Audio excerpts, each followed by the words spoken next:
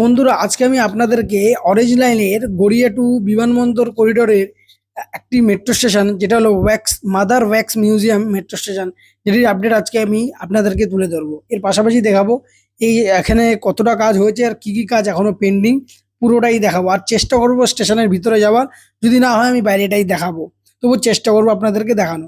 তো চলুন, এক দাদাভাই আমাকে রিকোয়েস্ট করেছিল যে এই মেট্রো স্টেশনের ভিডিও বানাতে। আমি এখান থেকে যাতায়াত অনেকবার করি, বাট এখানে কিন্তু মেট্রো স্টেশনের ভিডিও আমি কোনোদিনও বানাইনি।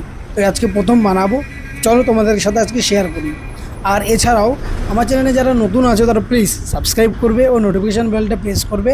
আর যারা পুরনো, যারা এঙ্গেজমেন্ট করছো, তাদের অনেক অনেক ধন্যবাদ। চলো শুরু করা যায়। তো বন্ধুরা, মাদার ওয়্যাক্স মিউজিয়াম এই মেট্রো স্টেশন থেকে আউল মোড় নামেও জানা যায়।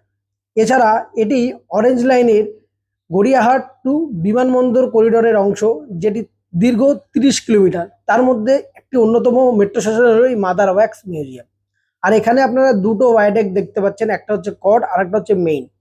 কড ভায়াডেক্টের এখনো কিন্তু কিছুটা অংশে, মানে 50 থেকে 100 মিটার মধ্যে গার্ডার লঞ্চিং এখনো বাকি। আর যে মেইন যে ভায়াডেক্টটা ছিল, সেই লাইনে কিন্তু গার্ডার লঞ্চিং সম্পূর্ণ হয়েছে। শুধুমাত্র এখানে আপনারা দেখবেন যে কিছুটা অংশে কিন্তু রিইনফোর্সমেন্ট হয়েছে, মানে কিছুটা অংশে কিন্তু এখনো সিমেন্টের ঢালাই দিয়ে যে গার্ড ওয়াল তৈরির কাজ এখনো পেন্ডিং। আর কিছুটা অংশে কিন্তু সেই কাজটি সম্পূর্ণ করেছে মেট্রো আধিকারিকরা। এই যে এই জায়গাটা হচ্ছে রিইনফোর্সমেন্ট হয়ে গেছে, এখন শুধু এই জায়গাটা এই যে কংক্রিটের ঢালাই দিয়ে এই জায়গাটা গার্ড ওয়াল তৈরি করা বাকি। আর পুরো এরিয়াটাই কিন্তু কাজ খুবই দ্রুত গতিতে হচ্ছে। এখানে প্রত্যেক দিন আসলে বুঝতে পারবেন, এখানে প্রত্যেক দিন কিন্তু কাজ হয়। আর আপনারা দেখতে পাচ্ছেন সামনে কিন্তু একটা কাজ হচ্ছে, যেটা হচ্ছে বুম প্লেসার। এই মেশিনটা দেখতে পাচ্ছেন, এই মেশিনটার নাম বুম প্লেসার, যেটা কংক্রিটটাকে প্লেস করে উপরে।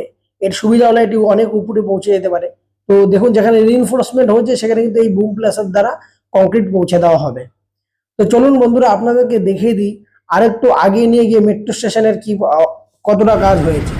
তো মেট্রো স্টেশনে এখনো কিছুটা অংশের ফ্লোরিং বাকি, যেখানে কিন্তু ফ্লোরিং এর কাজও চলছে। এখানে নিচেটা প্রথমে কংক্রিট করা হবে, প্রথমে রিইনফোর্সমেন্ট করে কংক্রিট করা হবে, কারণ এই জায়গাটায় তার উপরে ফ্লোর টাইলসিং হবে, যা করবে তারাই জানেন। আর এটা হচ্ছে গেট। আমি এখানে জিজ্ঞাসা করেছিলাম যে ভিতরে যাওয়ার অনুমতি আছে কিনা, তো ওনারা আমাকে বললো না।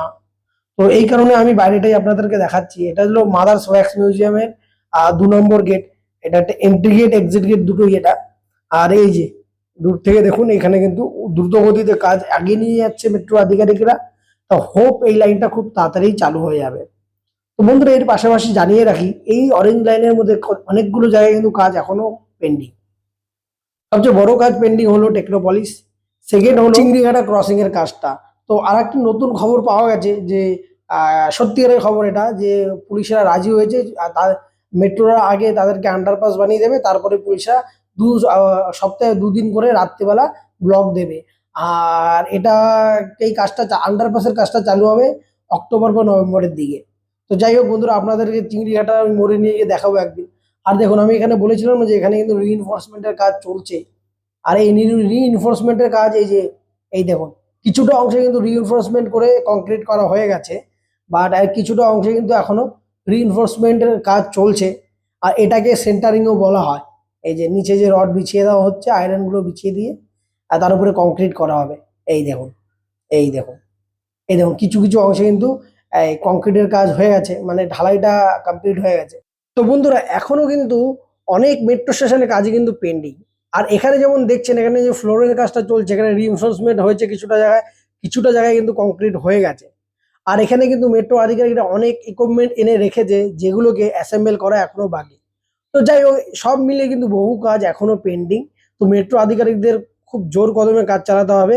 আর পাশাপাশি আপনাদের এও জানিয়ে রাখি যে আপনারা যে মেট্রো স্টেশনগুলো দেখতে পাচ্ছেন, এগুলো কিন্তু অপারেশনাল হতে মিনিমাম 3 বছর লাগবে, কারণ বিশ্ববাংলা কনভেনশন সেন্টারের কাজও কিন্তু পেন্ডিং।